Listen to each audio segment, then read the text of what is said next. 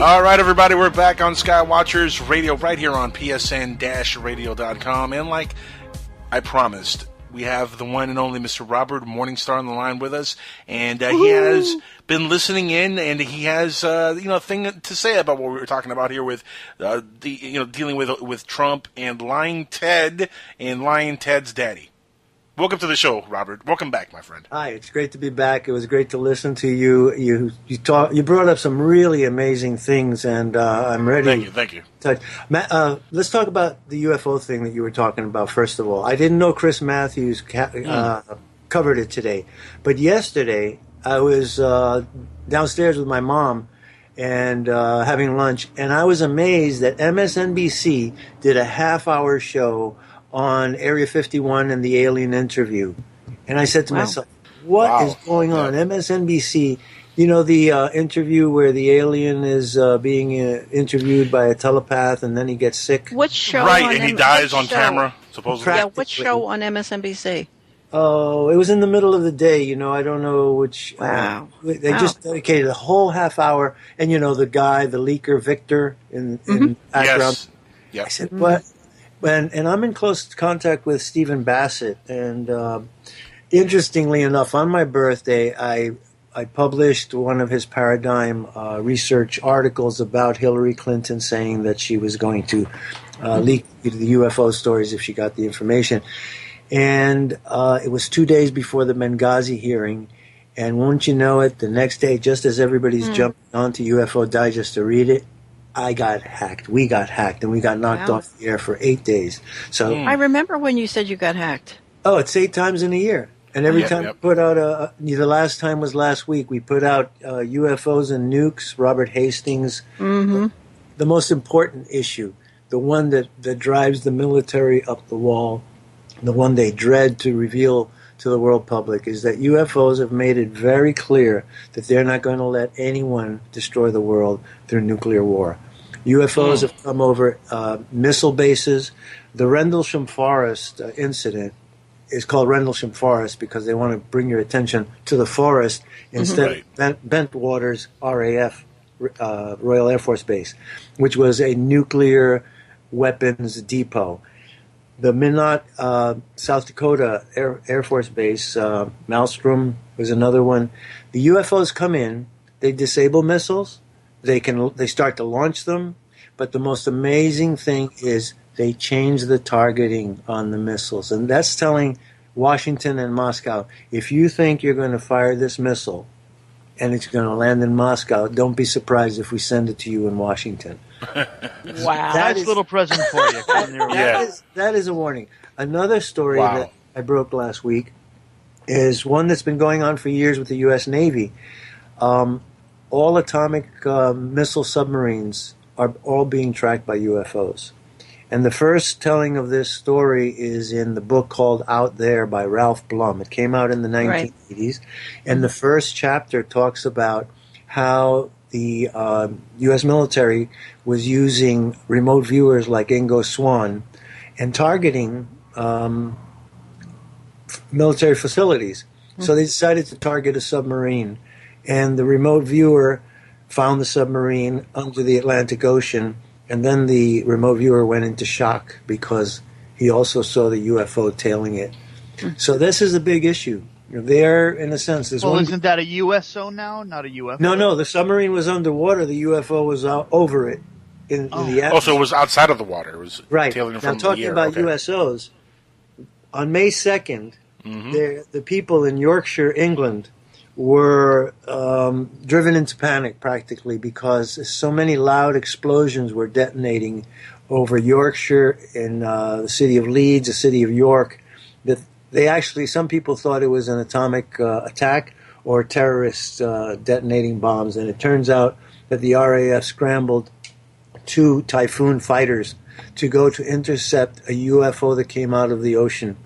And they ran circles around it. They tried to kind of, shepherd it in, and the thing took off. But it went on for quite a long time, and some people recorded CCD cameras and iPhones recorded some of these detonations of the the breaking of the sound barrier at low altitude, rattling windows. So it's become a big issue. And Stephen Bassett has told me that they expect this year that Obama, being the lame duck that he is, has been chosen as the one to make the UFO disclosure, or Clinton. And I said to him, what if Clinton doesn't win, though? That's I said to him, I'd rather wait another 50 years for disclosure than to see Clinton as the next president. Okay, let's talk about Trump. I just sent you an article from Dave Hodges' website, the Common Sense Radio Show. Uh-huh. The CFR has declared war on Donald Trump, and he quotes some of the editorials that they've put out. People dread him. They dread Donald Trump and Bernie. You know what's interesting? I've been deeply involved in this campaign since it started. And one thing that I picked up very early is the confusion, the puzzlement of the mass media, because they were going out and polling people and saying to people, well, who's your first choice for president? And a person would say Donald Trump. And they say, who's your second choice? And they'd say Bernie Sanders. Then they'd go to another person and say, who's your first choice for president? And they say Bernie Sanders. And who would you vote for second? They say Donald Trump. So people are fed up with the scripted, fork-tongued, lying politicians. And not that we're singling any candidate out as we say this. Well, let me just say this. Really? I've been eavesdropping. It's just uncanny. A few minutes before 10:30, I just said, let me see what they're chatting about. Mm-hmm. And I think it was Nancy who said, ask Robert about Ted Cruz's father. Yeah. Was it Nancy or was it Crystal? It was Nancy. It was Nancy. I thought it was Nancy. So we're clones, actually, so we kind of share a common core. Yeah. she tells anti-feminist jokes, I love it. I love your show. Listen, so let me just give you the lowdown on the Ted Cruz story. I have a vast network of associates, of friends, of supporters, of colleagues who really believe in what I do and support what I do. I have a very good friend named David Collins, and he sent me the Marshall Report. Diane Marshall has a blog. And on that blog was the first time that I saw Ted Cruz's father, Ted Cruz Sr., handing out pamphlets with Lee Harvey Oswald in New Orleans in 1963, August of 63. A very famous incident. I've been looking at the pictures for years. She published pictures of the old Cruz and the man in the Oswald photographs. And as I've told you before, one of the greatest things I have ever learned from the Chinese masters was Chinese physiognomy and face reading diagnosis. And there are 77, 80 points on the face and relationships between the ear, the brow, the chin, the jaw, and the nose that will identify a person. And the moment that I saw those two pictures, I said to myself, this is the same man. So I put out an initial email to the top researchers in the JFK assassination, and Judith Vary Baker, who was Lee Oswald's paramour, was also at that incident. She was going out with Oswald at the time that he was handing out the pamphlets, and he told her, hey, don't get too close, I don't want you to be involved in this. And she and I got into contact, and she confirms that it is Ted Cruz Sr. A little background on Ted Cruz Sr. Claims to have fought against the Batista regime and to have been beaten up by the Batista police. He then fought on the side of Castro during the Castro revolution. Right. He then claims to have left in 1957-58, come to the United States and gone to Texas. Mm-hmm. And in Texas, he wound up going to the University of Texas at Austin and getting a degree in mathematics. He then became employed in the oil industry. Ted Cruz says, these are Ted Cruz's words, my father was a Molotov cocktail throwing, factory burning guerrilla. Okay?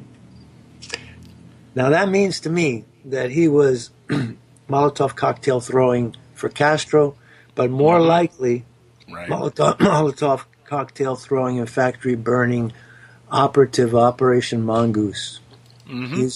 But I believe, personally, his story is very fishy.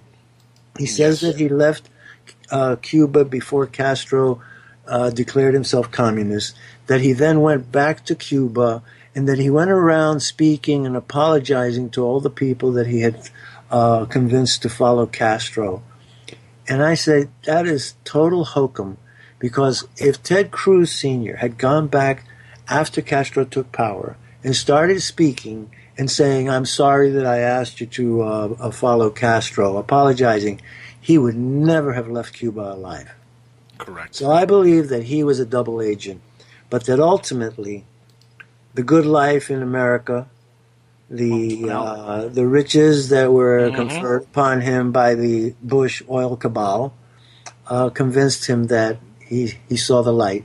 And I believe that he was involved in Operation Mongoose, and he was involved in the anti-Castro Cuban movement, which Oswald infiltrated. Oswald was sent to New Orleans and to Dallas to infiltrate both pro-Castro factions and anti-Castro factions, and to report back to the Office of Naval Intelligence. But was he involved with the JFK assassination in any way directly? No, he tried to save President Kennedy. He found out about the plot, and he got word back. He actually, it's believed that he's the one who sent the telegram to the FBI on November 1st, and warning them that there was a plot to kill President Kennedy in Dallas. Lee Oswald was a hero. I'm telling you frankly, Lee Oswald was a hero. He died for his country. He did everything in his power to save President Kennedy. You should interview Judith Vary Baker. He told her. He knew this before. I'm confusing her with the mistress of JFK. No. Judith Vary Baker was, let's call it what it was. She was the girlfriend, the lover of Lee Oswald. Judith Exner is the person. Exner. She was the gangster gun mall of Sam Giancana. Okay, confusion. So, it's very confusing. So a lot of names, and you have to keep a score. You have to keep a scorecard to keep track of all the players. But, Bob, do you have feelings on the whole? What kind of politics are going on behind the scenes when you say that the Council of Foreign Relations, they're not psyched about Trump? Of course. What can you elaborate on that further? Sure. The Council on Foreign Relations was the first Rockefeller front for globalization, and Donald Trump is anti-globalism. He is a nationalist. He's seen from behind the scenes. He played the game to become a multimillionaire. But listen, Donald Trump and I are New Yorkers. We've lived parallel lives. He grew up in Queens. I grew up in New York. We have the same quote-unquote New York values. We care about this country first and foremost. You know, NATO be damned, Europe be damned. The U.S. comes first with us. And I think when I see Donald Trump, and I wrote this to him after one of the debates, when he was under immense attacks from all sides, I saw a spirit in him that drove me to write to him, and I said, Dear Donald, you did great in the debate last night. I have to tell you that I saw George Washington standing in your shoes last night. And I feel that that's the spirit. That's the spirit that he has. And now the funniest thing is, I go to my Facebook page, and you know the famous portrait of George Washington, you know, the oil painting. That's, Right. Yeah. Well, they put up an image of him wearing the Trump hat that says "Make America Great Again." So, while I'm on it, I want to tell you, people are listening to this show from all around the world, and including friends in across the United States and even in Yugoslavia. My friend Vitomir Milosevic is listening. He sent me a message just before the show started, and he's a fellow that really loves America too. You can't believe how many people around the world are involved in our presidential campaign or presidential election.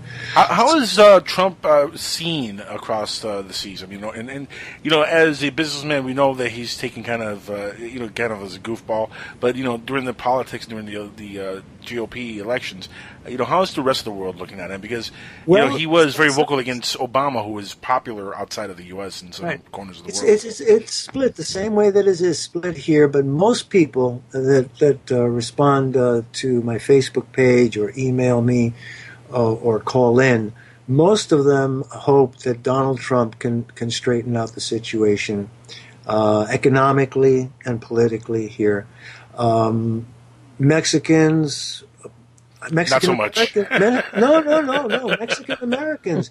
Not so much, then. Who have worked hard, who have earned their position, become citizens. They don't like the denigration of Mexican identity or of Mexican American, but they understand that Donald Trump is not lying. Criminals, drug dealers are coming through a porous border. Mm-hmm. He's not anti-Mexican. He's not anti-Mexican. Criminals. He is not anti-Mexican. He's not anti-black. I put up a really amazing video of just... Look, Donald Trump loves Hispanics. He said so in a picture he sent out on Cinco de Mayo. The Cinco de Mayo Bowl.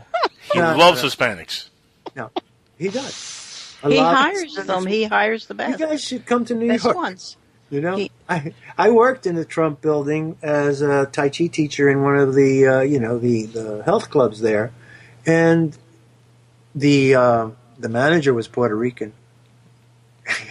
My condolences. Many of the workers, many of the concierge managers, teachers. This is all hokum that you're getting on the media, because the media dreads the man that speaks the truth. It's maybe not. But you just said it was hokum. But you just said it was hokum. No, the media is hokum. The media is hokum in all the way they're portraying Trump. But they dread a person that will look you in the eye and tells you what he thinks. And when I said truth, the truth is he believes it. He may be wrong about a fact, but he may believe it. But he's telling you what he believes. And the same about Sanders. Yeah, but you shouldn't be so casual about a fellow who's wrong about a fact, because our whole world depends on facts at the end of the day, not on, No, the whole world all runs on perception, not facts. That's right. It runs on mind control operates. Yeah. So... Whatever the CF tells us to do, that's what we do. Well, do you think the rumor is true that the powers that be are afraid to give Trump the briefing because they just don't trust him mentally? I could believe that. I don't know if I believe it, but I could believe it. Mentally, I trust Donald Trump more than Hillary Clinton. But why do you say that, Robert? Why do you say that? What has Hillary done that makes you feel that she's just not the one for the job? Because I saw her. I'll tell you. You see the way she does her hair. Hold on. Let Robert speak. Go ahead, Robert. I voted for the Clintons twice. Twice burned, twice wary. They murdered 80 people at Waco. They killed innocent people at Ruby Ridge. They are murderers in my book. They are career criminals. And no matter what the facade and what the mind control apparatus, how they gift wrap them. So if an operation goes out of control, you blame the president who's at the helm, right? She was in direct contact with Janet Reno. They were running the show at Waco. They murdered all those people. And that's why I feel so strongly about it. Well, okay, so I will look into that and see where that Hillary Clinton says. Let's put that to the side for a second, and let's put Benghazi for a second. Let's talk about Benghazi. Which those two things alone, honestly, completely excludes her for the office of president in my book also. But let's look at something that she has said in the past that is contradicting what she says now currently. And you can look this up on YouTube, on Google. Back when Bill Clinton was president, Bill Clinton was very famous for signing the NAFTA agreement. You guys remember that? That's right. Yep. Right? Yep. She was completely for NAFTA back then, completely praising that it was going to do great things for not only this country, but for the world. It's a free trade agreement, yada, yada, yada. She was 100% behind it.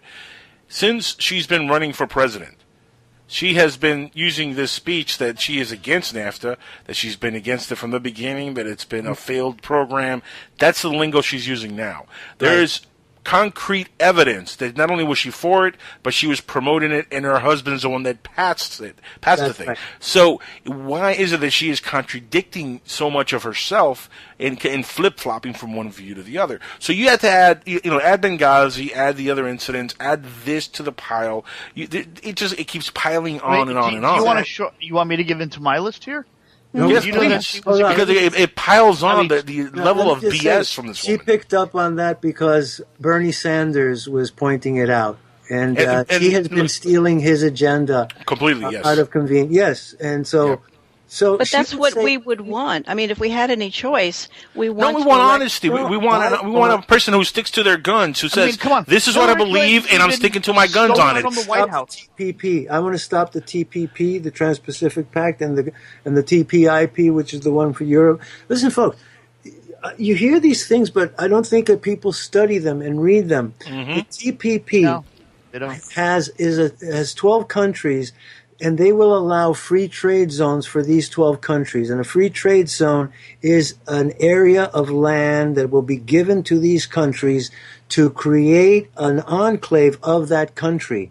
The country's laws will hold it. It will not be the United States. China has these already, one in Montana. It's a huge city. They're going to allow 30,000 workers to come into the United States with no background checks. And pretend they're in China and pretend they're... They will have Chinese laws, and they will be Chinese forts. Wow. Or Philippine or... And who proposed this brilliant idea? This is in the TPP, but I'm telling you, people don't read the treaties. I scour every source of information, and like the Obamacare bill. Who knew that the Obamacare bill tied the IRS directly to your bank account? Who would approve of that? Who knew that the Obamacare bill has a section 519 519G that ties it to the Food and Drug Cosmetic Act of 1996 for the development of the microchip? The famous RFID. You know what's sad, Robert? Most of the people in Congress don't know that because they passed that bill without even reading the damn thing. Oh, the bill is the bill is unconstitutional. Completely. But isn't that the one they didn't even let them read it until like the day before? No, the bill was there. They could have read it. They were just like it's 1,000 pages. We don't really want to spend the time reading this thing. They weren't allowed to divulge what was in it. But who has the time to read 1,000 pages except me? Because I knew it was important. I smelled something really dirty in it, the secrecy about it, the voluminous chapters.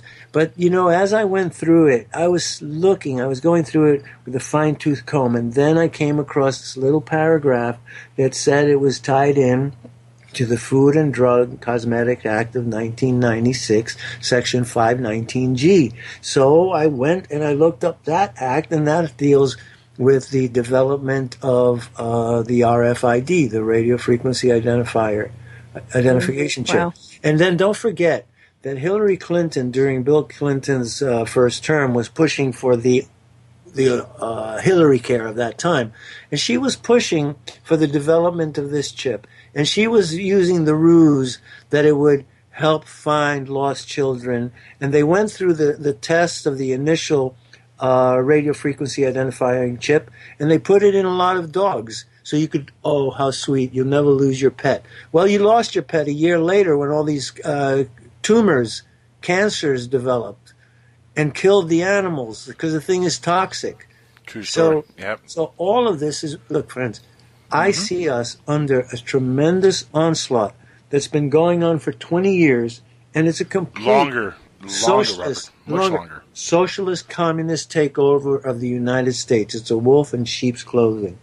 Honestly, I think this is going back from the 40s. I'm not even kidding. This is going back to the World War II. When the Nazis lost the war, quote unquote, that's where this communist started. Socialism started taking over this country from that point on. You're absolutely right. You're absolutely. So none of this shocks me of what's going on. And if you want to hear something fantastic, G. Edward Griffin. G. Edward Griffin as YouTube videos.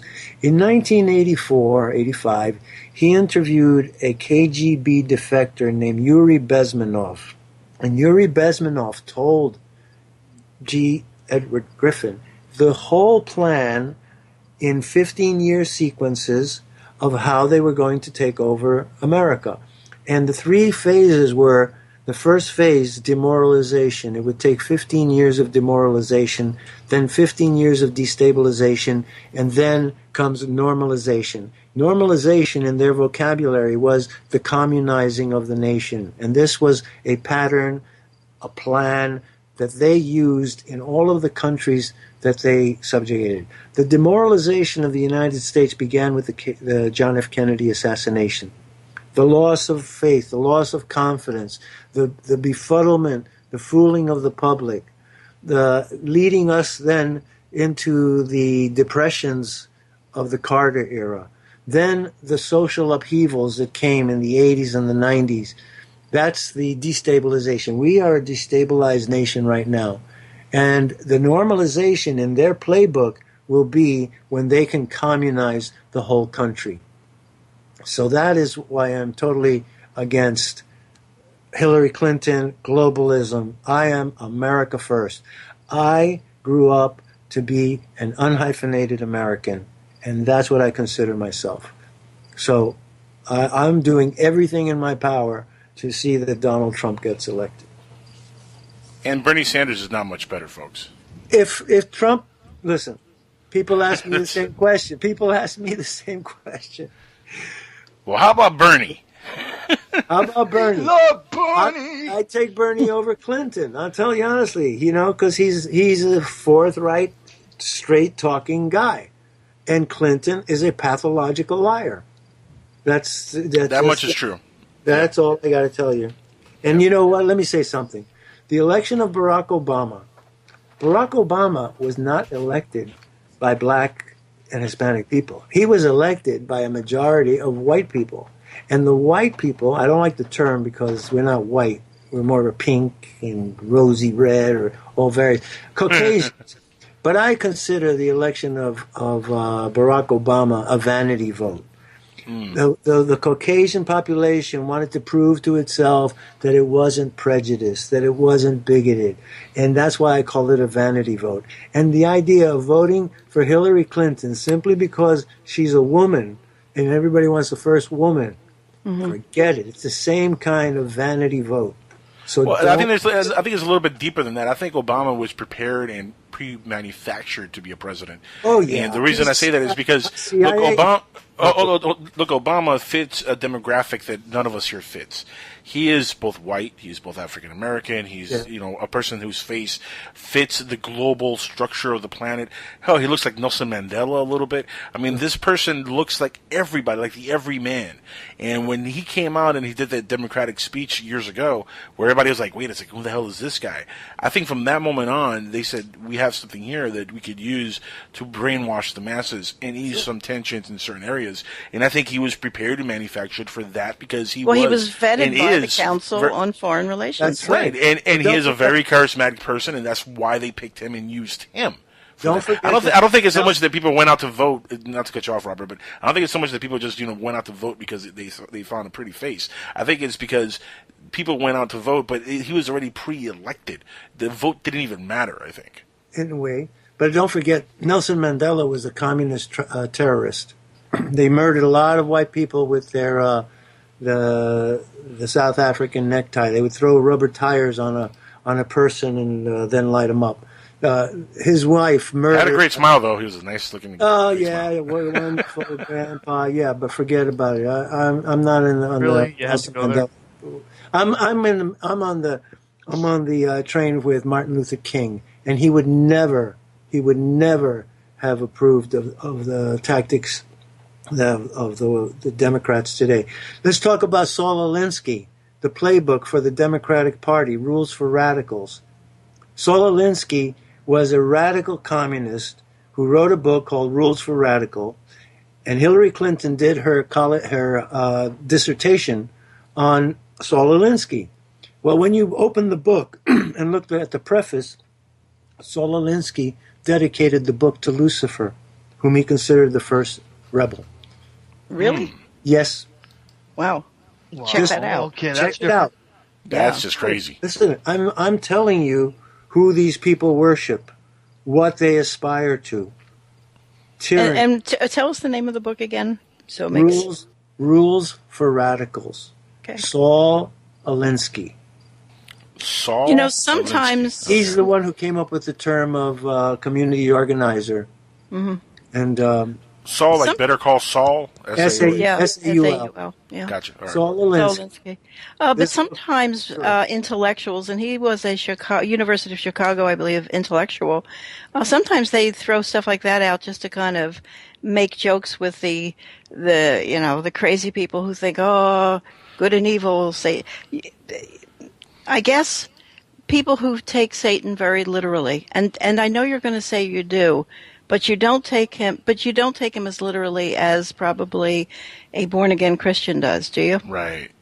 You take him as a concept literally, but not as a real-life guy. Let me tell you this. When we're talking about Satan, Lucifer, or the devil, I say we're talking about a bad idea. And a bad idea has power. Because when a bad idea gets into a million heads, really bad things happen. And the perfect, so right there. The perfect example is Hitler's Germany. When Hitlerism got into people's heads and they became a beehive of this kind of thinking, and the same goes for Stalinism and Trotskyism. And when Donald Trump says from the podium, get him, rip him out of here, it makes me feel like it's happening all over again, because the get 'em turns a mob into a killing mob, and it always terrifies me. Yeah, I could see where people would get a little bit weirded out by that. Yeah, because you know what happens when a mob when he's like, I'll pay for your lawyer bills. I mean, when he says stuff like that, I'm like, come on, Donald. At that point, well, not only that, he's playing the position of power. Like, look how powerful I am. That's the man card. Well, I'm the biggest man. Well, when you inflame a situation, the people fight fire with fire. Just like those pictures of people with Ku Klux Klan outfits at Trump rallies, and they turned out to be black people wearing Ku Klux Klan clothes. You know what's funny about that? And he got a lot of crap about the he got a lot of crap about the whole KKK endorsement from David Duke. I think it was. The funny thing is, when Obama ran for president, he also was endorsed by the KKK. True story. Nobody said anything, and Obama never even denounced it. Like, he never even brought it up. He just stayed quiet about the whole thing. And he was endorsed. He said, hey, better him than Hillary. That's what they said, better him than Hillary. So think about that for a second. Even the KKK say, the black guy, better than Hillary. That's crazy. But that's what happened, and Obama didn't say a word, and nobody brought it up. And the funny thing is, Trump denounced David Duke. He, talked about it repeatedly, and people still talk about it. He had no idea who he was, and you guys don't paint him as a liar. He said he didn't know who he was, and of course he did. David Duke. Oh, of course he did. David Duke left the Ku Klux Klan 30 years ago. It was a very brief period of time. Then he got elected as a congressman from Louisiana, and he actually passed some very good bills while he was in Congress. But he is a white supremacist. But once a racist, always a racist. That's the thing. Once a white supremacist, always a white supremacist. You could be a brown supremacist. I don't believe in racial supremacy, but I do believe that some cultures are superior to others. Oh, that's really? my take. Yes, I do. Superior suggests. I don't know if I'd use the word superior, but I would say some cultures are more evolved. I think our American culture is superior to the culture of ISIS. I think our American culture agree with that. is superior to the culture. Hold on, no. I see. Listen to what he's actually saying. He's not talking about races or classifications. I'm not talking about races, but I'm talking right. No, I could see that because we are better than ISIS. Hello. Greater than others. They achieve more. They're more civil. They're more just. And they're prettier. Some are prettier than others. We have hotter ladies here in the U.S., that's for sure. Yeah. Then again, we couldn't really tell because they're all covered up over in the Middle East. Like, what's up with that? There's a book that everyone should... there's a book that I read when I was in college by S.I. Hayakawa, and it was about language, language and social order, but it was about how this was written by a Japanese scholar who learned English and knew Japanese, and he pointed out that we are fooled by the vocabulary and the use of certain words which sound really great to all of us, like liberty, freedom. Non-fat. Non-fat. Go ahead. But diet. Each of those words means a different thing to each person who hears it. Each person has a different personal definition of what liberty is, of what freedom is. And he called them high-level abstractions. Those words of high-level abstractions, as opposed to words that were really concrete. For example, words that describe a concrete object or a really clearly defined ideas.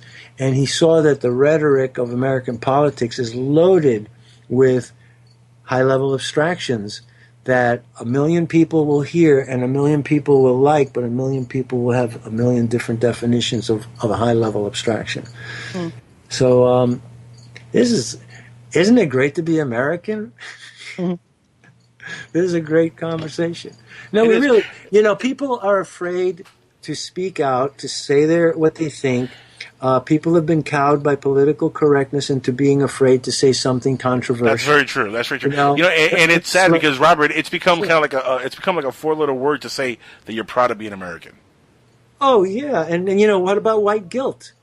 The white guilt that has been dumped on the Caucasian section of the population. That but 400 years of slavery, they kind of everybody's evil. Hey, look, 400 years of slavery and the whole idea of reparations, where more than Today was the anniversary of Hiroshima, and Obama has just, or it's going to be within the day or so. That's in August 6th and August 9th. A little earlier. But he's already making propaganda to make himself the Prince of Peace again. No. August 6th, August 9th, that was Hiroshima and Nagasaki. But he's getting started early. But I have white guilt. I definitely have white guilt about that. I have white guilt about any kind of American Indian movie we see. I mean, it's kind of bred in the bone, to feel bad about this bad stuff. I'm glad I'm not white. Well, you've been made to no guilt. So bad, we cannot judge the people of the past by the morals of the present. We've all been evolving. See, slavery was a basic component of economic systems in the 18th and 19th century. It was a given, and the Bible teaches it. You see? Yeah, that's true. And these were things that they believed. Now, our society has evolved, and our ethics, our morality has been refined, but I think the reason it lingers so, Robert, I think one of the reasons, it lingers so long, Robert, is because we're the last ones when it comes to like big societies, big civilizations. We, the United States, are the last ones that have had slavery to that level for that long. No, there's slavery today in Saudi Arabia and Muslim. But it's not. I don't think it's to the point that we had it in this country. There's slavery all over North Africa. There's slavery is institutionalized in Muslim countries. Look at Boko Haram. They enslaved those girls that they're still trying to recover. This is all fallacy. And you buy all this junk that's put into our brains by the mass media trying to dump white guilt on us. And I'm not guilty of the crimes or of slavery. And as far as reparations, more than 500,000 white soldiers on both sides died in the Civil War to end that thing.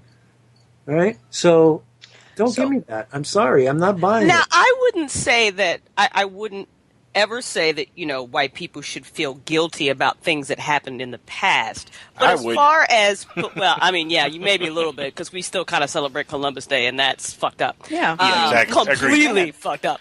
Completely. Well, we completely. wouldn't be here if it wasn't for Columbus. Well, crap. He wasn't the first one.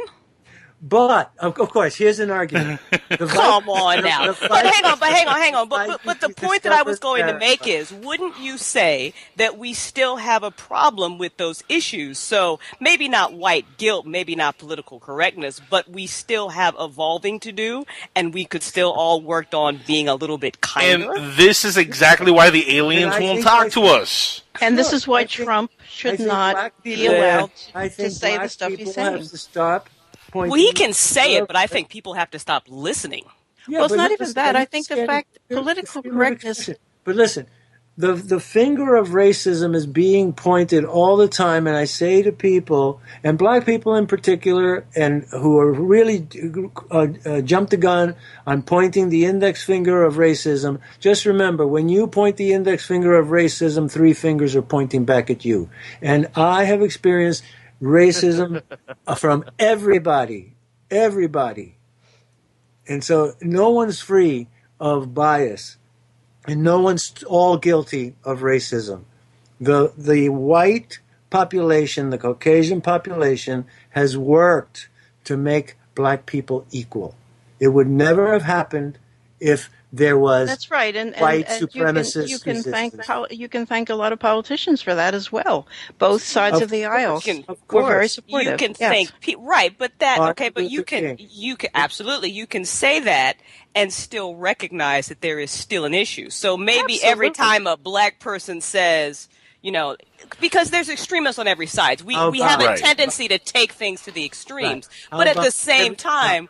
I think you have to judge these based on their situations. Yeah. Was this true? Don't like the N-word, but they love to say tighty whitey, Charlie, honky, cracker. Okay? So. No, but I like cracker myself. That's a good word. I like cracker too. That's a great word. But you're making a generalization. It's the same thing. White people have the same terms for black people. Right. Yeah, but how did this UFO show? Hold on. How did this ufology show turn into a racist show? People gotta come to New York. New York, you never hear that stuff. In New York, you hear all kinds of things. The N-word, it's one black person most of the time calling another one the same that N-word. So or you have that brave white guy who hangs out with a bunch of black dudes and he's saying it to his friends because they're like, it's not a big deal. You know what's funny though, because I hang out with multiracial people. I'm multiracial. I'm Latin. I live in New York City, brother. and exactly, and I see it all the time where the N-word is thrown around by everybody, black, white, Hispanic. Doesn't matter. Like in my growing up here in Florida, it didn't matter as much racially as it does in other parts of the country. I think we weren't ever like picking fights with each other because somebody said, "Hey, my N-word," whatever. Yeah. Right. It was just one of those things that was just said by everybody, black and white and Latinos. It was universally used word. In fact, I didn't think it was a big deal as a kid growing up until I saw in a movie that somebody got shot over the N-word. And I was like, really? You should? And then I started seeing things on the news, and I was like, really? It's a big deal. And then I started doing more research, and I grew up, and I learned, the definition of that word and the hatred behind that word and what all that word brings when it's used, which is, to be honest with you, is words like cracker and like honky are like, playing in the playground compared to that word and what that word means and why it's such a hated word and why it should be eradicated from the English language. But to be fair, it is a word that everybody kind of uses universally at this point. Well, that's the solution, since it can't be eradicated. Just use it universally. Who cares? From the language, because there are too many people in their own race. You can't tell people what not to say, and you can't tell people who to like, and you can't tell people that is what the main thing right there. Yep. It's not going to happen. It's about the intent behind when you use a word. Because, all right, so I consider myself a feminist, but I call my friends. I talk to my best friend. I'm like, hey, bitch, what's up? So it's about. I'm a male feminist too. I'm a male feminist, and I'm like, hey, bitch, what's up? And I get a different kind of view though when I know. I'm sorry, boo. It doesn't work the same. About words. My mother said, and it's very true, and Crystal just echoed it. It's the tone, not the tune. Mm-hmm. Like that gentleman about 10, 15 years ago, he was the president of a college, African American, and in a dissertation or in a speech, he used the word niggardly, which just simply means cheap. Doesn't mean anything racial, and they forced him. I beg to differ because there's a stereotype about black people being kind of cheap. No. I don't have that. Breaking down the walls and barriers for the facts. Come on. I don't believe that at all. There's stereotyped across the board. Have you ever gone to lunch with your African American friends? I'm just saying. Yeah, I have. Look, not mine. Here. I can tell you, I used to work on Bourbon Street, and I can tell you who are the worst tippers. Doctors and African Americans don't tip. Gay men tip wonderfully. Yep. Yep, this is true. Yeah, that's it. Doctors will not tip you. Fuck them. Yep. Doctors will not. Yep. African Americans Gay, don't tip well gay either. dudes, They don't. dude, hold on. Gay dudes are the greatest people to actually, do a transaction with in any kind of sales job, really, because they are happy that when you treat them nice, they're the happiest people on the planet. Who are the best people? Gay men. Gay men are fabulous. I tell you this much in the car business, right? I spent a long time in the car business. Know a little bit about this. The best client I ever had was a gay male couple. Why? Because not only were they fabulous to work with, they were very easy going. They bought the car, came back a week later with their lesbian friends who bought another car. They brought a parent Subaru. that bought a car. No, it wasn't a Subaru, but that was funny. But at the end of the year, I ended up selling 6 cars because of this one gay couple that I treated nicely. The thing is, these folks are so used to being treated like shit that when somebody gets them and they're just genuinely nice to people and they just treat them like they're supposed to be treated because they're human beings, for crying out loud, and you just treat them as a human being, they actually are very polite and they reciprocate that, and they actually are very good to deal with. That's very gay. That's very gay of you. Thank you. And that should be a compliment. I want to say, I had no qualms about flipping out that word because Obama revived and rehabilitated that word earlier this year by flipping it. I'm still trying if to the President of the United States can say it, I can say it, okay? I'm trying to get Porch Monkey brought back. See, and it's what you just said right there, Robert, that makes me really afraid for a Donald Trump presidency. Yeah. Why? Because what Robert just said, if the president can say it, I can say it.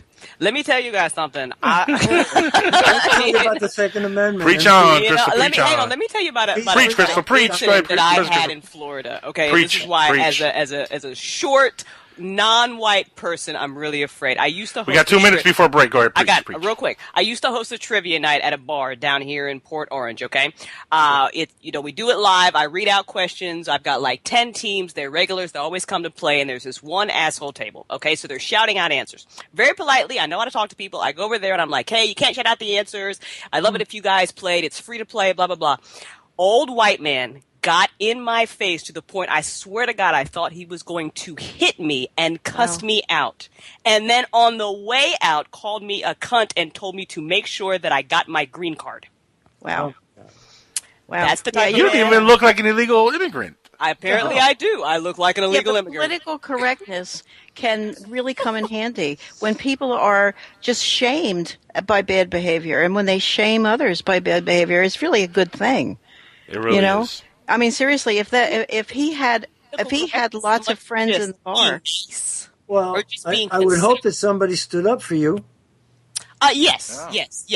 But picture after a Trump rally. Picture the bar. Because that's the other part of the story of the anecdote that you're telling. You know. But not to him. It wasn't to him. It was after he had left. People came up to me very quietly and said, I hope you're okay. But I can assure you, if it had gotten to that. If he had, he's got to somebody, swing at me, I'm the kind of person But it's not even about the after effect. It's about Donald Trump gives a voice to people like that. Mm-hmm. Yep. And that's really the problem that I have with him. I can appreciate that he's, he doesn't, he says it like it is. He's apparently saying what's on everybody's mind, which is kind of scary. But that's the type of there is a very, very important, let me say, there's a very important video on YouTube it's a testimonial by a black police officer in Arizona who went to a Trump rally expecting the worst. He got dressed normally, and he went there with a sense of dread. I saw that. Yep. And the man tells you what it's really like. The media is editing tapes and photoshopping pictures. Yeah, but the media's not. The media puts his camera right on his talk. No, Nancy, I suggest you watch that video. I saw the video he's talking about. I will. Right. Just to watch it. If you guys want to call in and give us your 2 cents, 786-245-8127. Don't be scared. Don't be put off. It's, this is reality. This is realism radio for the masses. This is Skywatchers Radio.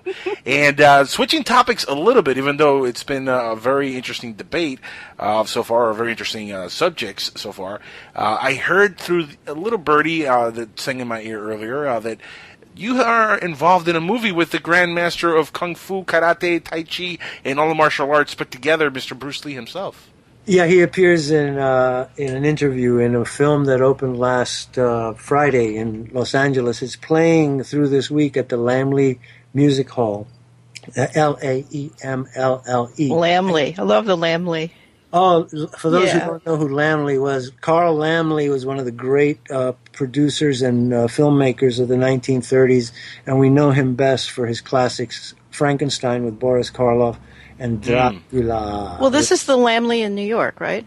No, it's Los Angeles. Los Angeles. There's never been one in New York, I guess. No, I've never seen one in New York. Yeah, because Bill and I always used to go to those. Here in June.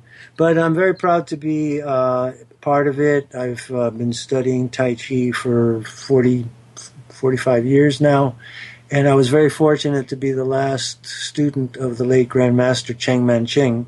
And this is a biography of Professor Cheng Man-ching, who was known as the master of the five excellences, and he's the one who brought Tai Chi to America. So it's called The Professor, Tai Chi's Journey to the West.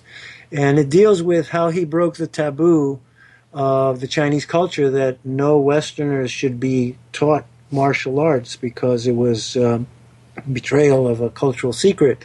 And the same thing happened with Bruce Lee. If you see his films, the biographies of him, he had a lot of trouble with traditional Chinese martial artists who felt he was betraying the culture by teaching Americans.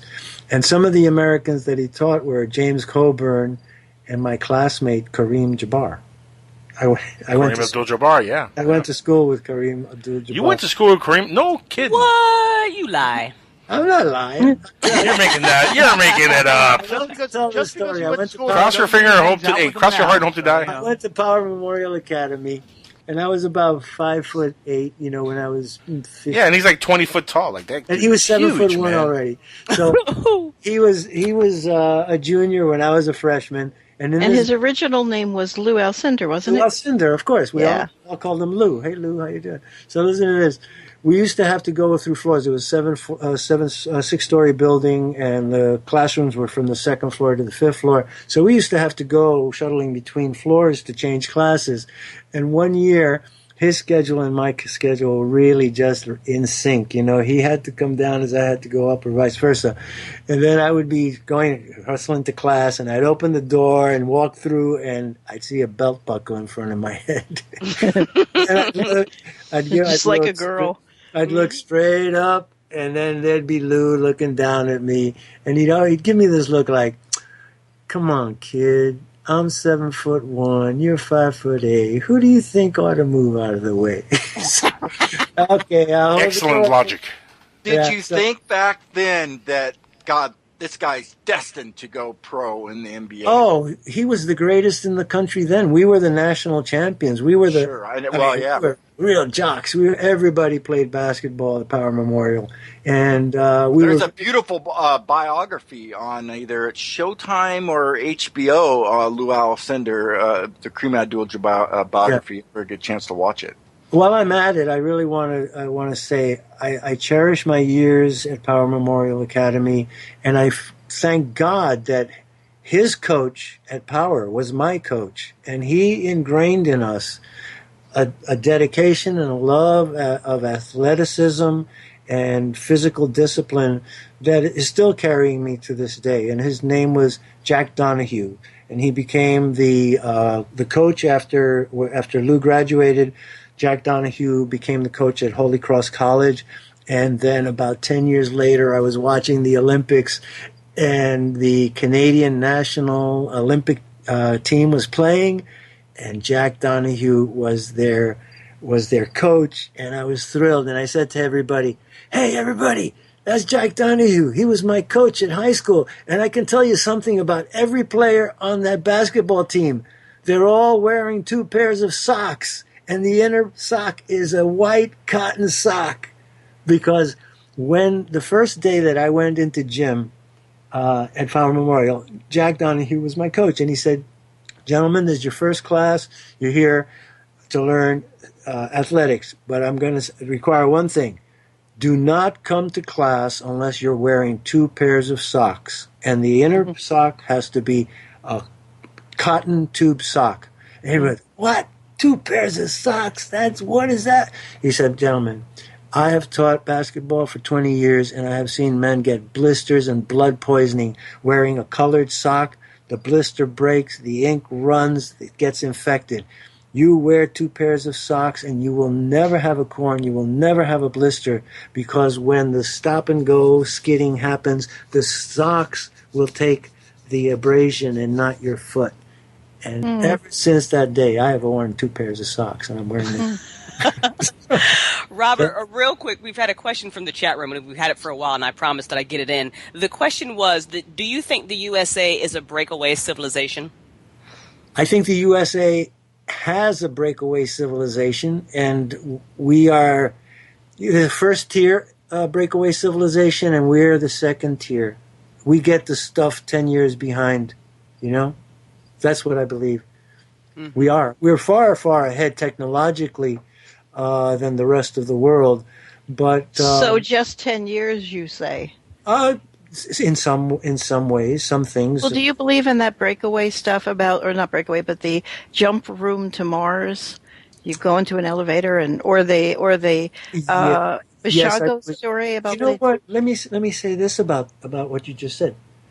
I don't know how to take it, but on April 1st, in the U.S. Army Times, the official magazine of the U.S. Army, an Army general said that the Army had perfected teleportation. Now, this also dovetails with what we were talking about earlier, disclosure. Disclosure is happening in drips and drabs. And just last month, General Mark Miley, Chief of Staff of the United States Army, spoke to a group of ROTC graduates in Pennsylvania, and he said something very strange to them. He said that this generation of officers was going to have to fight wars, land wars, terrorism, little green men, and high-tech wars, all at the same time. And the people in the know all of us who read that said, "Whoa, you know, the chairman of the Joint Chiefs of Staff, or General Miley, a member of the Chief of Staff, vice chairman of the Chief of Staff, he would never say anything like that without an intention, an idea behind it."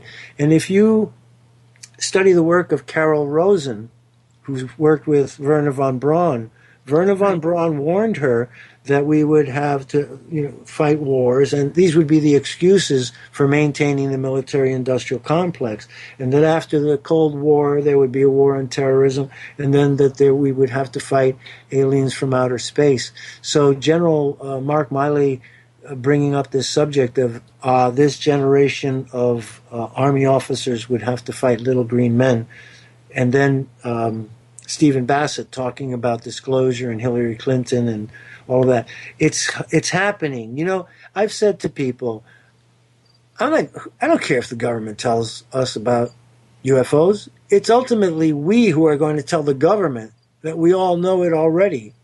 And it doesn't really matter. It's as long as we're prepared mentally and physically and psychologically for it. Because the great fear goes back to 1939 and the Orson Welles broadcast. That is right, yeah, for the world. That caused panic in New Jersey and New York. And so they took that. But it actually didn't. That was a RAND study that was a test, and they pumped it up to pretend that was the case. But in fact, in real life, this background was something we uncovered for UFO Magazine a while ago. And there's stories in the magazine. I can get it for you. So that's a myth that has held. It's not true. People were kind of lackadaisical. It's hard to get people in New Jersey in October out of their houses for anything, really. It's cold. It's wet. It's icky. And so I can get you the article. And then maybe you might, Sure. But because, the war fears were really great in those days. But you know what? These sonic booms that I described that happened in Yorkshire on May 2nd did panic people. And read accounts. They did think that it was atomic war or terrorists, and panic is a reality. People who are not psychologically prepared for the unexpected will react in various negative ways. So, but then once they had that as the excuse, they used that as the excuse to put the lid on the reverse engineering, on the extraterrestrial interaction with human beings, on the abductions, on the cattle mutilations. I really don't think that the government can come clean and say we knew about it 70 years ago, because then they're Not liable. At this point. They're liable for those 30,000. This UFO field that supposedly Chris Matthews was wondering about tonight, this UFO field has been adamant about climate change, for example, for all these years. We've been adamant about the government not telling us the truth for all these years. I have a feeling when these what do you call these things? These campaigns come to us, they may find that we're not as crazy as, Trump may embrace us. Yeah, I think you're absolutely right. I mean, the fringe conspiracy wackos are becoming the guys who are I think it's important. I think it's even important now because if a level of disclosure is coming, you need people like us and Robert and Stephen Bassett out there. Lived with it. And dissecting the truth, so you don't have people running outside with their shotguns ready to go to war. Like social media or like the mainstream media will have you doing. Here's a question for Robert. Robert, here's a question for you, real quick. Dealing with the War of the Worlds broadcast. Do you believe, because a lot of what I think happens in this society is manipulated by the powers that be, and I have a strong conviction, a strong feeling that broadcast was put out there for mind manipulation purposes, and it wasn't just a regular radio broadcast. Do you think there's any chance that was done to test the waters, and they told him to do the broadcast the way that he did it? No, no, because it's true. Orson Welles got into a lot of trouble. Orson Welles was in a lot of trouble and had to testify before Congress about it. Let me ask Bill about that, because Bill has done some research, and as I said, there was an entire article about it, and I think the truth will surprise you, but I think it was all showbiz, and I think Orson Welles was in on it. I think so, too. That would make perfect sense because, look, you have all the domino effect that happened after that broadcast and after the war and after 47. You have this domino effect that just kept, escalating, and the conspiracy got bigger and bigger and bigger and bigger. And I think it really is all mind manipulation by the government. I think this you've seen Wag the Dog. I think they do it all the time. Absolutely. I think they do. Operation Chicken Coop, I believe, was the name of a program that was all about just throwing something at the public to see how they would react to it. Well, and the movie Wag the Dog talks about this, and it's very chilling. And then there's the whole, that we know that there was a whole faked stuff with a baby in a bassinet or something in a war zone, and we all thought, oh my God, So both sides do it, but we're manipulated. We're fearful. I mean, if suddenly I heard a lot of planes overhead, I would immediately think the worst, because we're bred. We're bred to think this could all end in a flash. The electricity goes out for good, which is a great divide and conquer. You have to, because when we start thinking and connecting with each other, then that's it. That's a wrap. You're done. We're almost out of time, but before we leave, I do have a couple of questions that I've got emailed to us through the A-hole blast, and I wanted to go over them real quick. And I think Robert should be in on this because I think Robert have actually maybe some good input on some of these questions. One here is from a gentleman named Peter. He wants to know, how far do you think the cover-up to Roswell goes, and do you think that was an actual alien crash? Yes. I know a lady, as a matter of fact, I know a lady who knew his son, General Twining. General Twining was the Army general in charge of the investigation, and she was friends of the family and knew his son. And his son told her, yes, my father told me it was a real crash and there really were aliens. All right, there you go. That's I believe it is. It's true. But how far do you think this cover-up goes? I mean, how deep is the cover-up at this point? Because the CIA, the CIA was in charge of UFO cover-up on all of the external events, UFO events outside the United States, and they got fed information by the FBI and the Air Force. And the NSA was born the same year of the Roswell crash. That's right, and that's a result. It's a direct result of it. But they had to keep a lid because science would be crippled. You know, science is, if you read the Brookings Institute report, the Brookings report on the peaceful uses of outer space, they determined that if we found evidence of alien existence on the moon, either in the past or current activity, that they shouldn't tell the public, because it would destabilize science. They said that scientists would be so depressed I've heard that. Catching up with a civilization that was 200, 300 years ahead of us. This is just a theory, though, right? I would buy that. Science. It's their theory about what would happen to scientists. No, it would just destabilize science. But it doesn't say there was stuff on the moon. Whereas at the back of the Corso book, I believe, is reprinted the entire Project Horizon, which was in the 50s. We were going to build a base on the moon. We were set to go. An Army moon base, yes. And who says we haven't? Exactly. I do believe. Who says we haven't? And I feel I think so too. Of it. Iron Sky. Another question here for the fun movie. It's a another question here for the A-hole blast we have from Larry. He wants to know whatever happened to the Romanek case. Is there any? Has there been any follow-up to the Romanek case? And I don't think he means the actual alien in the window. I think he means the actual child pornography case. Anybody know anything about what's going on with Romanek? No, it just died in the press. I think that was just to discredit the whole Romanek UFO experience. You know, that happens, and it's also a way of silencing other people. You know, the threat. So I don't know much about it. I didn't hear any more after I heard about the arrest. And I think it's a little bit more than that. When he supposedly confronted the police, and the police took him over to where his wife was, he was like, "Oh, they hear about that child pornography stuff on the computers again." And he just had a bunch of child pornography. I don't know. That whole case is, it's... No, I don't know anything else about that. But moving on, we have another question here from Herbert. He wants to know, do you guys think that Hitler escaped the war and went to the Arctic, as some people believe? I want to say that the other night I was on a program, and the host started reading the FBI memo, and I had to smile because I found that memo a year and a half ago, and I broke the story on Coast to Coast with George Noory. The FBI received a letter from an Argentine citizen in great detail saying that he had been hired to pack a mule train and meet some Germans off two submarines that landed off the coast of Argentina, that they trekked inland to a safe house for 10 days, and that Hitler and Eva Braun and 50 other Germans were there, and he did survive. Then... remember that they talked about having found the burnt bodies in the bunker? Well, the skull was taken by the Russians. The Russians seized the corpses and the bodies, and they sent them to Moscow.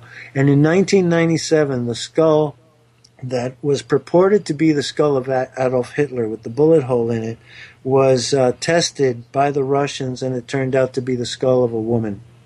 So no kidding. Yeah, so there was a great, great dread.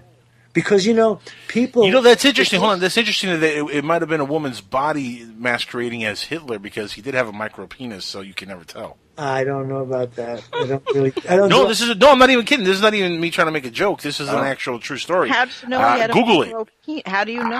I wasn't there when they showed it to the world. Google this. Google this. This is an actual fact. Supposedly he had a micro penis. Go ahead. Well, listen, that's not important, but this is. Well, any other woman. You all know Wendell Stevens, right? Wendell Stevens? He has a micro penis too? Yeah. No, he was a colonel in the United States Air Force. He saw UFOs in Alaska. Correct. He was with the Strategic Air Command. He wrote a book on Billy Meyer, Extraterrestrials from the Pleiades. But Wendell Stevens went down to South America, and he claimed to have met Hitler twice and to have sat in on a mass that Hitler officiated because he disguised himself as a Catholic priest. And I've heard, I got this story. Isn't he dead now, Wendell Stevens? Yeah, he died, but I got this story from a U.S. Air Force colonel who knew him very well and was a very good friend of mine. And I believe it. And that with the memo and the dread that the world had about Hitler. Stalin didn't want anybody to know that Hitler survived. Truman didn't want anybody, because people would consider that we didn't win the war. If we didn't get Hitler, we didn't really win the war. That's correct. Apparently, and with the operation, with the spinner, the Odessa file, if you see the movie, you'll understand. The Odessa file tells how Martin Bormann and the rest of the Nazis got tremendous amount of money into Argentina. Tremendous amount of technology was delivered there and to Antarctica by submarines. And the UFOs that were overflying the United States may have been German and reptilian craft, because I recently watched a program with William Tompkins, and he's an old timer who goes back to the 1940s, and he was with the Army, and he saw the documents. And the Germans were contacted by an extraterrestrial race that gave them the technology, and it's just by luck and the grace of God that we were able to overwhelm Nazi Germany. But the principles escaped, and it may be that this Nazi organization actually killed President Kennedy. And I think some of them infiltrated this country. And yes, Hail Hydra. We're all out of time, folks. Unfortunately, if now we can go on for another hour and a half. Well, that person would be worse than. Finally, we found someone worse than Hillary Clinton. There we go. Hitler. Hitler. That's about it. Yeah. Our question earlier, by the way, everybody, I have to give this person a shout out. I know. Go ahead. Go ahead. Our question earlier was from Divine Testicles. Awesome name. Yeah. That's the best name I've ever seen in a chat room name ever. You win. Chat room name of the year. I think all our other listeners are slacking with their chat room names and they need to step up their game. I agree 110% on that. Robert, thank you so much for being with us this hour here. And real quick, give us, again, any website addresses you want to promote, anything coming up that you want to promote, that you want people to keep an eye out? Sure. I'm going to be teaching a seminar in remote viewing and lucid dreaming and out-of-body experiences at the Edgar Cayce Center in New York City, 241 West 30th Street. Google Edgar Cayce Center and come around in June and learn how to do remote viewing. Very nice. And don't forget the movie, The Professor. Don't forget The Professor, the movie, exactly. Guys, this is Skywatchers Radio. We're out of time, unfortunately, but we'll be back next week. Same PSN radio channel, same PSN radio time. Stick with us. Hope you had a good time tonight. Hopefully you enjoy what's coming up next. We'll catch you next week. Good night, everybody.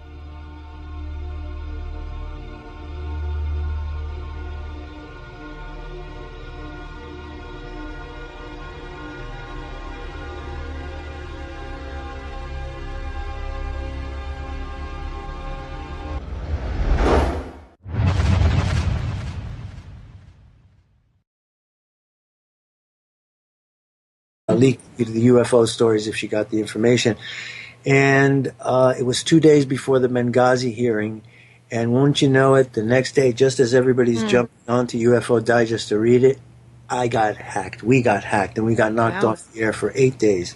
So I remember when you said you got hacked. Oh, it's 8 times in a year. And every time we put out the last time was last week, we put out UFOs and nukes, Robert Hastings. Mm-hmm. The most important issue, the one that drives the military up the wall, the one they dread to reveal to the world public, is that UFOs have made it very clear that they're not going to let anyone destroy the world through nuclear war. UFOs have come over missile bases. The Rendlesham Forest incident is called Rendlesham Forest because they want to bring your attention to the forest instead of Bentwaters RAF, Royal Air Force Base, which was a nuclear weapons depot. The Minot, South Dakota Air Force Base, Maelstrom was another one. The UFOs come in, they disable missiles, they start to launch them, but the most amazing thing is they change the targeting on the missiles. And that's telling Washington and Moscow, if you think you're going to fire this missile and it's going to land in Moscow, don't be surprised if we send it to you in Washington. Wow. That's a little present for you. That is a warning. Another story that I broke last week is one that's been going on for years with the U.S. Navy. All atomic missile submarines are all being tracked by UFOs. And the first telling of this story is in the book called Out There by Ralph Blum. It came out in the 1980s. And the first chapter talks about... So let me just give you the lowdown on the Ted Cruz story. I have a vast network of associates, of friends, of supporters, of colleagues who really believe in what I do and support what I do. I have a very good friend named David Collins, and he sent me the Marshall Report. Diane Marshall has a blog. And on that blog was the first time that I saw Ted Cruz's father, Ted Cruz Sr., handing out pamphlets with Lee Harvey Oswald in New Orleans in 1963, August of 63. A very famous incident. I've been looking at the pictures for years. She published pictures of the old Cruz and the man in the Oswald photographs. And as I've told you before, one of the greatest things I have ever learned from the Chinese masters was Chinese physiognomy and face reading diagnosis. And there are 77, 80 points on the face and relationships between the ear, the brow, the chin, the jaw, and the nose that will identify a person. And the moment that I saw those two pictures, I said to myself, this is the same man. So I put out an initial email to the top researchers in the JFK assassination, and Judith Vary Baker, who was Lee Oswald's paramour, was also at that incident. She was going out with Oswald at the time that he was handing out the pamphlets, and he told her, hey, don't get too close, I don't want you to be involved in this. And she and I got into contact, and she confirms that it is Ted Cruz Sr. A little background on Ted Cruz Sr. Claims to have fought against the Batista regime and to have been beaten up by the Batista police. How the U.S. military was using remote viewers like Ingo Swann and targeting military facilities. So they decided to target a submarine, and the remote viewer found the submarine under the Atlantic Ocean, and then the remote viewer went into shock because he also saw the UFO tailing it. So this is a big issue. There, in a sense, isn't that a USO now, not a UFO? No. The submarine was underwater. The UFO was over it in the atmosphere. Also, it was outside of the water. It was tailing now, from talking the air. about USOs, on May 2nd, the people in Yorkshire, England, were driven into panic practically because so many loud explosions were detonating over Yorkshire, in the city of Leeds, the city of York, that they actually, some people thought it was an atomic attack or terrorists detonating bombs, and it turns out that the RAF scrambled 2 Typhoon fighters to go to intercept a UFO that came out of the ocean. And they ran circles around it. They tried to kind of shepherd it in, and the thing took off. But it went on for quite a long time, and some people recorded CCD cameras and iPhones recorded some of these detonations of the breaking of the sound barrier at low altitude, rattling windows. So it's become a big issue. And Stephen Bassett has told me that they expect this year that Obama, being the lame duck that he is, has been chosen as the one to make the UFO disclosure, or Clinton. And I said to him, what if Clinton doesn't win, though? That's I said to him, I'd rather wait another 50 years for disclosure than to see Clinton as the next. Okay. Let's talk about Trump. I just sent you an article from Dave Hodges' website, the Common Sense Radio Show. The CFR has declared war on Donald Trump, and he quotes some of the editorials that they've put out. People dread him. They dread Donald Trump and Bernie. What's interesting? I've been deeply involved in this campaign since it started.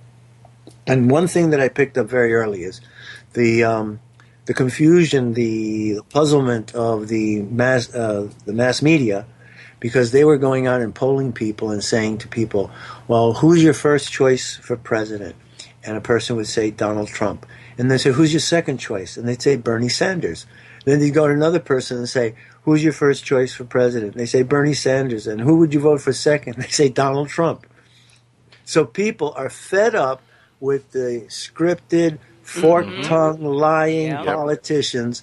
And not that we're singling any candidate out as we say this.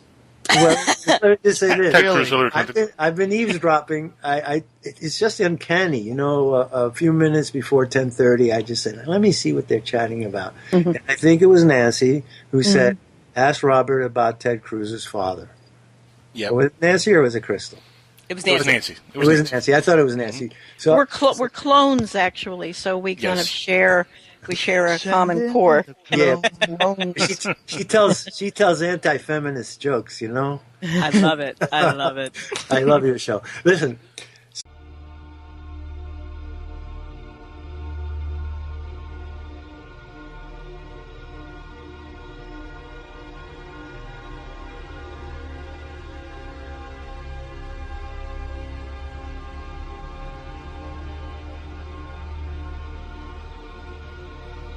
All right, everybody, we're back on Skywatchers Radio right here on PSN-radio.com. And like I promised, we have the one and only Mr. Robert Morningstar on the line with us.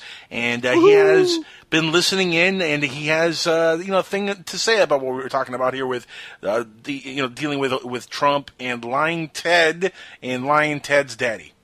Welcome to the show, Robert. Welcome back, my friend. Hi, it's great to be back. It was great to listen to you. You brought up some really amazing things, and I'm ready. Thank you. Matt, let's talk about the UFO thing that you were talking about, first of all. I didn't know Chris Matthews covered it today, but yesterday I was downstairs with my mom and having lunch, and I was amazed that MSNBC did a half-hour show on Area 51 and the alien interview. And I said to myself, what is going on? MSNBC, you know, the interview where the alien is being interviewed by a telepath and then he gets sick? What show? Right, and he dies on camera, supposedly. Yeah, what show on MSNBC? Oh, it was in the middle of the day, you know, I don't know which. They just dedicated a whole half hour. And, you know, the guy, the leaker, Victor, in background. Yes. Yep. I said, what? And I'm in close contact with Stephen Bassett. And interestingly enough, on my birthday, I published one of his paradigm research articles about Hillary Clinton saying that she was going to